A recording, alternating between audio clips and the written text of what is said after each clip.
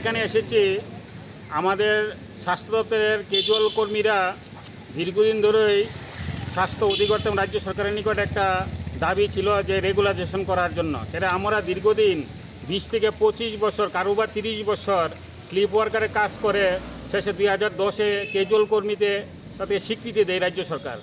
এই মূলে আমার 10 বছর কমপ্লিট হওয়ার পরে রেগুলার হওয়ার কথা ছিল, কিন্তু বর্তমান রাজ্য সরকার এটা বর্তমানে ক্যাপ্টেন হোল্ড মানে স্থগিত করে রেখেছেন, যার জন্য আমরা দীর্ঘদিন এই বিষয়ে আলাপ আলোচনা করেছি প্রশাসনের সঙ্গে, কিন্তু কোনো আমরা সুউত্তর পাইনি। ফলে আমরা বাধ্য হয়ে আমরা মহামান্য হাইকোর্টের কাছে দ্বারস্থ হয়েছিলাম।